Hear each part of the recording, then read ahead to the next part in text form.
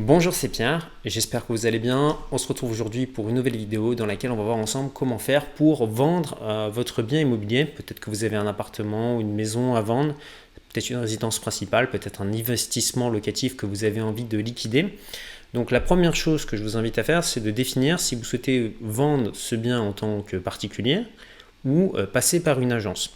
Donc moi, à titre personnel, j'adopte une stratégie mixte, c'est-à-dire que je me donne le droit de vendre mon bien tout seul, mais je vais également le confier peut-être à une agence, voire deux agences maximum, et pas plus. Et je vais vous expliquer pourquoi.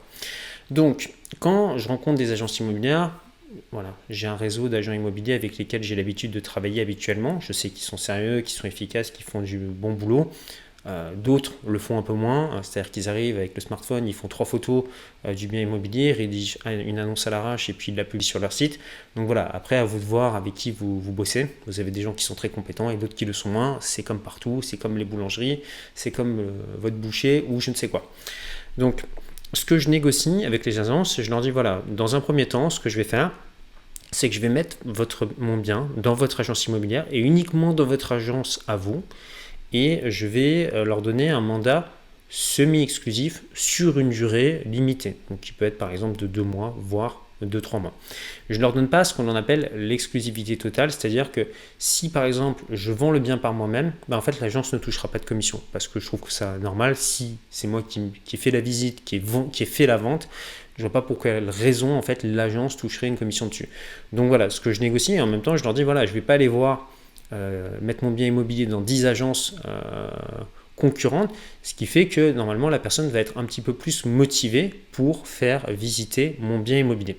Donc après voilà, ça dépendra de vous. Je sais que certaines personnes ne veulent absolument pas passer par agence, donc à ce moment-là vous ferez les visites vous-même.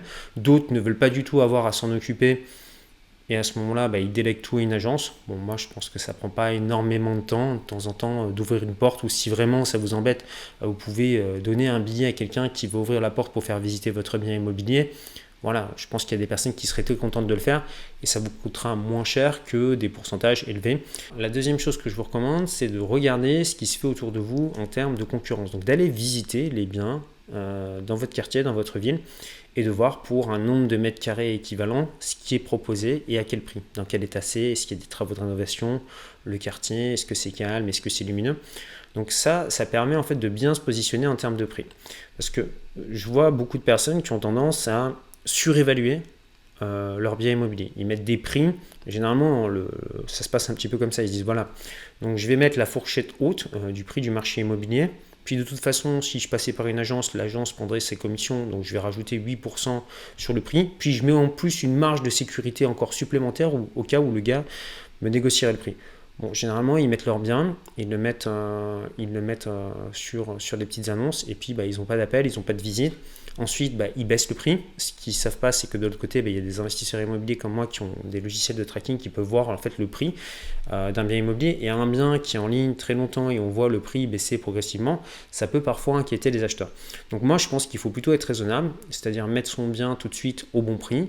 Si vous souhaitez vendre, c'est que vous souhaitez vendre, j'imagine, assez rapidement, pas dans 2 ans, pas dans 3 ans. Donc pour que votre bien parte, il faut le mettre au prix du marché. Vous pouvez peut-être le mettre un petit peu dessus, mais examinez ce qui se fait dans la concurrence.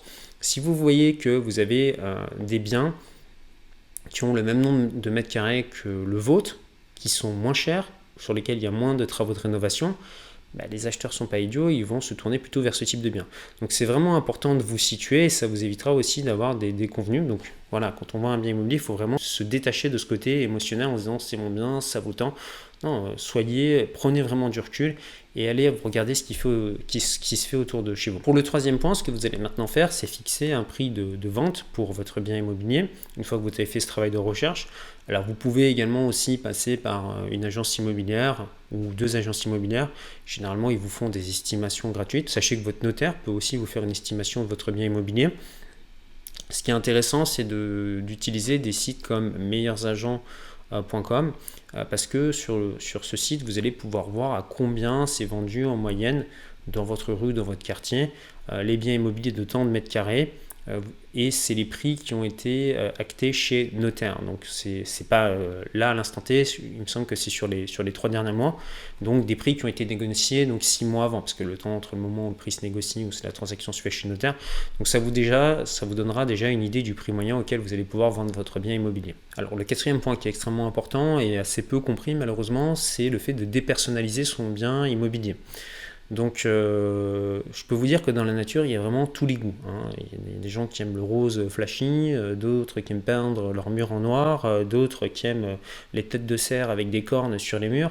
Bon, c'est bien sympa, mais quand on est vendeur, il faut qu'on fasse le plus sobre possible. Donc c'est-à-dire dépersonnaliser son bien au maximum. Donc pour ça, pensez par exemple à quoi ressemble une chambre d'hôtel chez Novotel par exemple. Prenez un hôtel style 4 étoiles et regardez à quoi ressemble la déco dedans. Vous allez voir qu'il n'y a pas énormément de fioritures, c'est pas très stylé, ça rentre pas, il n'y a pas forcément énormément de cachets. Pourquoi? Parce que c'est fait pour plaire au plus grand nombre. Ça ne veut pas dire que les gens vont avoir des coups de cœur, mais au moins il n'y a pas d'éléments qui vont les gêner, qui vont nuire. Donc quand vous avez un bien immobilier, enlevez tout ce qui est personnel, enlevez tout ce qui est photo, enlevez tout ce qui est shampoing, savon dans la salle de bain, faites de l'espace. Souvent, je me rends compte que dans la plupart des biens que je vois en vente sur des annonces type Le Bon Coin, etc., c'est chargé, il y a les livres, il y a les cartables des gamins, les draps, c'est des draps avec couleurs, etc. Non, en fait, vous mettez un maximum de couleurs claires, un maximum des draps, vous les mettez blancs. Si vous voulez en fait avoir des idées d'inspiration sur comment dépersonnaliser votre bien, ce que je vous invite à faire, c'est d'aller sur les sites de Airbnb. Vous regardez donc les appartements à louer sur les prix les plus élevés en catégorie et vous cochez la case Super Host. Et vous regardez en fait les appartements sur lesquels il y a le plus de réservations, vous pouvez le voir facilement parce que ce sont les appartements sur lesquels il y a le plus de commentaires. Vous regardez à quoi ressemble la décoration de ces appartements et si beaucoup de gens ont réservé ces appartements, c'est tout simplement parce que la décoration leur plaisait. Et vous regarderez que bien souvent ce sont des designs assez épurés, il y a de l'espace, c'est lisse, c'est propre et les gens ont fixé tous les petits soucis. Typiquement, il n'y a pas de fil électrique qui dépasse, les ampoules ne sont pas grillées, c'est des choses toutes bêtes. Vous prenez 24 heures, 48 heures ou vous payez quelqu'un pour vous faire ça, pour régler tous les petits problèmes et vous prenez une femme de ménage qui fait un ménage à fond dans votre appartement. Croyez-moi, au moment où vous ferez des visites, ça fera une énorme différence. Cinquième point maintenant, ce que vous allez faire, c'est que vous allez devoir rédiger une annonce, donc une annonce qui donne envie. Donc ce qu'il faut bien comprendre, c'est que le but d'une annonce, c'est pas de vendre le bien immobilier. Le but d'une annonce, c'est de déclencher des visites, c'est de déclencher des appels. Donc voilà, pour ça, pareil, inspirez-vous des annonces que vous allez trouver sur des sites comme Airbnb sur lesquels il y a beaucoup de commentaires. Vous allez voir, c'est assez original, vous trouverez beaucoup de titres. Vous regardez un petit peu la description, même les plateformes comme Airbnb, Booking mettent toutes les caractéristiques du bien. C'est organisé, c'est optimisé, c'est bêta-testé pour que justement ce sont des plateformes qui convertissent pour que les gens derrière achètent en ligne.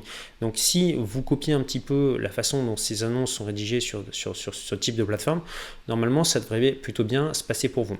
Maintenant, le sixième point, extrêmement important, les photos. Les photos, ne les faites pas vous-même.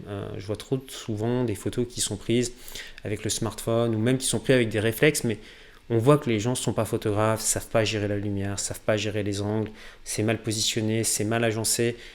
Vous pouvez booker un photographe professionnel qui va vous faire un set de photos. Ça va vous coûter peut-être aux alentours de 200 €, mais c'est ce qui va déclencher les visites, c'est ce qui va faire que les gens vont cliquer sur votre annonce. Mettez-vous à la place d'un acheteur. Il est sur un site comme Le Bon Coin en se loger. Il y a plein d'annonces, et ça défile. À un moment donné, qu'est-ce qui fait qu'il va s'arrêter sur votre annonce à vous? Le titre plus la photo. Donc, si vous faites l'impasse là-dessus, potentiellement un acheteur, il ne va même pas voir votre annonce parce qu'il y a des nouvelles annonces qui sont publiées toutes les minutes. Donc, c'est vraiment important de vous démarquer de ce côté-là. C'est un petit investissement, mais derrière, vous le rentabiliserez au moment où vous revendrez votre bien immobilier, peut-être justement en déclenchant une visite avec un potentiel acheteur. La septième chose que vous allez devoir obtenir si vous vendez un bien immobilier, c'est tout ce qui est diagnostic technique. Par exemple, diagnostic plomb, diagnostic amiante, performance énergétique, etc. Donc pour ça, c'est relativement simple. Vous faites venir une entreprise, généralement c'est sous forme de forfait. Ils vous font vos diagnostics. Alors attention à ne pas les faire trop en avance parce qu'ils ont une durée de validité dans le temps. Donc si votre bien met plusieurs plus d'1 an ou plus de 2 ans pour se vendre, les diagnostics seront plus valides et vous devrez les refaire. Donc renseignez-vous par rapport à ça. Mais voilà, vous faites ces diagnostics parce que de toute façon, ils seront obligatoires au moment où vous signerez le compromis de vente chez votre notaire. Et aussi, maintenant, quand vous rédigez une annonce, que vous mettez une annonce en ligne, on vous demande déjà la performance énergétique de votre logement. Donc ça, c'est quelque chose que vous devrez faire à un moment donné ou à un autre. On arrive maintenant au 8e point, il s'agit des visites. Donc quand vous avez une personne au téléphone, posez-lui des questions, demandez-lui ce qu'elle recherche comme type de bien, demandez-lui aussi quelle est sa situation financière. Alors je sais que ça peut faire un peu bizarre, surtout quand on n'est pas habitué de poser des questions comme ça, on a l'impression d'être un petit peu intrusif, mais présélectionnez au téléphone.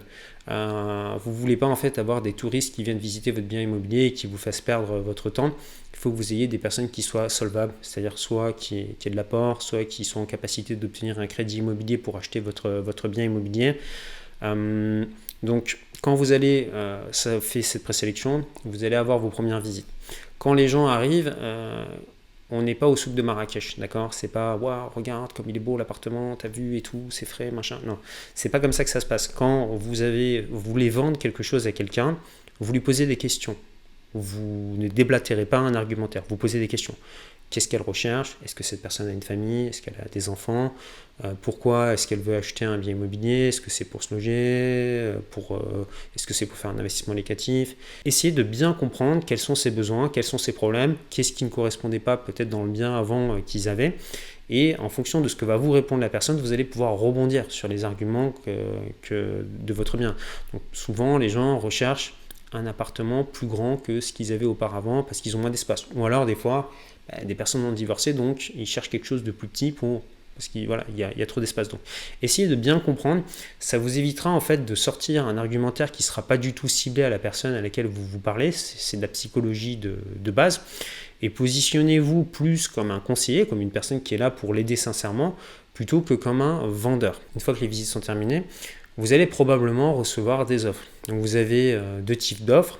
L'offre coup de cœur, d'accord? Donc c'est les gens, généralement, ils ont visité votre bien, puis vous dites, ouais, lui, c'est bon, c'est mort, il ne me fera jamais une offre. Et puis finalement, en fait, c'est les gens que je les appelle les bluffeurs. En fait, ils ne montrent rien pendant la visite. Puis après, en fait, ils ont eu un gros coup de cœur pour l'appartement. Donc ils se disent, si je le monte, mon Dieu, peut-être qu'il va me passer sous le nez ou quoi. Donc je ne sais pas ce qui se passe en fait dans leur tête, mais bon, ils vous font une offre, ils vous font une offre au prix.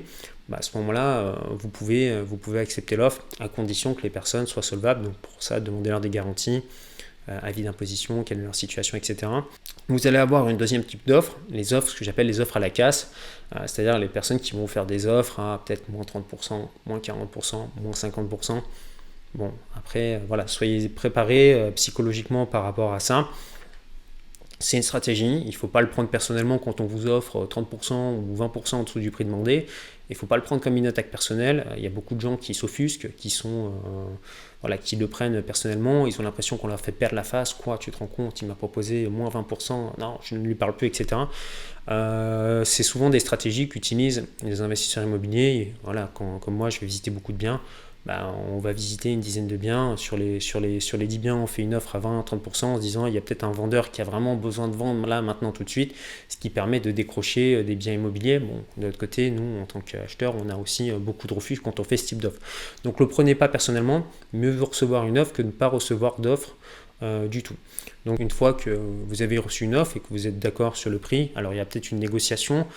Si on vous propose vraiment trop bas, vous pouvez faire une contre-proposition ou refuser l'offre. Donc à ce moment-là, moi ce que je vous conseille, c'est refuser, dire que le prix est vraiment trop bas, que voilà, c'est pas, vous lâcherez pas le bien à ce prix-là. Laissez l'acheteur vous refaire une contre-proposition, peut-être qu'il vous fera même une deuxième contre-proposition, et ensuite, voilà. Laissez l'autre, ne donnez pas un prix, laissez l'acheteur venir vers vous. Et si jamais à un moment donné, l'acheteur fait le mort, ne répond plus, vous serez toujours à temps de le recontacter pour lui faire une contre-proposition. Donc le 10e point maintenant, il s'agit de vérifier à tout prix que votre acheteur soit solvable.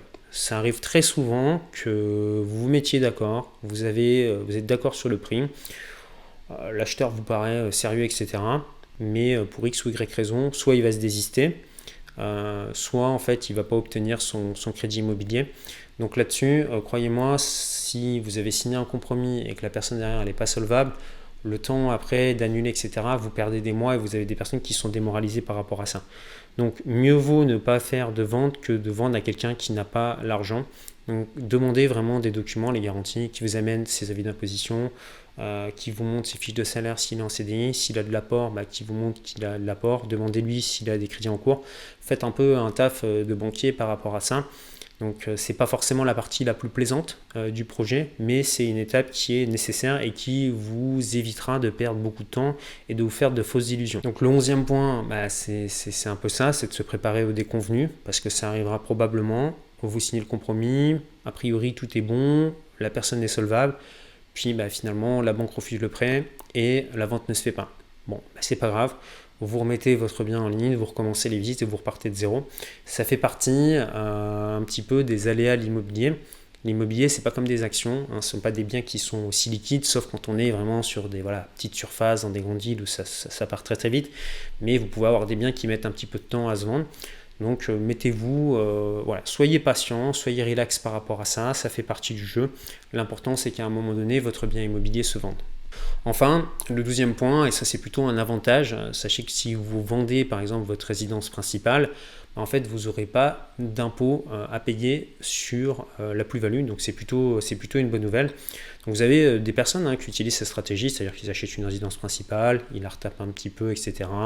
Ils vivent dedans pendant 3-4 ans, puis ensuite ils font une plus-value, avec cette plus-value, hop, ils vont acheter une autre résidence principale, pareil, ils la retapent un peu, ils y vivent quelques années, ils la revendent avec une plus-value, boum, hop, et ils upgrade comme ça leur permet à la fin de vivre. À la base, ils sont partis de quelque chose de petit, puis à la fin, ils arrivent à vivre dans une maison qui leur plaît, avec piscine. Enfin, j'ai des amis qui font ça, qui upgrade un petit peu leur résidence principale tous les 3-4 ans.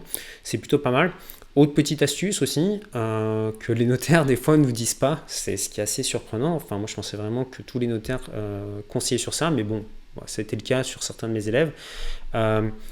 Si vous avez un bien, qui était par exemple un investissement locatif, qui n'était pas votre résidence principale, que vous le revendez, mais que par la suite, en fait, vous utilisez cet argent pour acheter votre résidence principale prochainement, en fait, pareil, vous pourrez être exonéré d'impôt sur la plus-value. Donc, petite astuce, parlez-en avec votre notaire, regardez aussi quelques textes sur Internet. Bref, tout ça, ce sont des choses que je détaille beaucoup plus en détail dans mon programme sur l'immobilier. Vous trouverez le lien juste en dessous dans la description si vous souhaitez mettre votre bien en vente et vraiment optimiser. Voilà, tous ces détails, vous les retrouverez à l'intérieur de mon programme Rafler la mise dans l'immobilier. Alors maintenant, pour aller plus loin, si vous souhaitez en savoir plus sur comment est-ce qu'on devient un investisseur immobilier rentable, comment est-ce qu'on gagne de l'argent dans l'immobilier en partant de zéro, ce que j'ai fait, c'est que j'ai mis à votre disposition 1 heure de formation offerte. Donc pour y accéder, c'est très simple, vous avez un petit carré qui s'affiche ici, vous cliquez dessus, ou vous avez un lien juste en dessous dans la description. De l'autre côté, vous entrez votre adresse email et c'est à cette adresse email que je vais vous envoyer une série de 4 vidéos qui vous montrent comment faire pour investir dans l'immobilier en partant de zéro. Donc comment on trouve une bonne affaire, comment on obtient un financement, comment on fait des opérations d'achat-revente sans payer d'impôt sur la plus-value. Donc entrez votre adresse email et je vous envoie ça dans votre boîte email. Moi je vous dis à tout de suite de l'autre côté. Prenez soin de vous. Ciao ciao.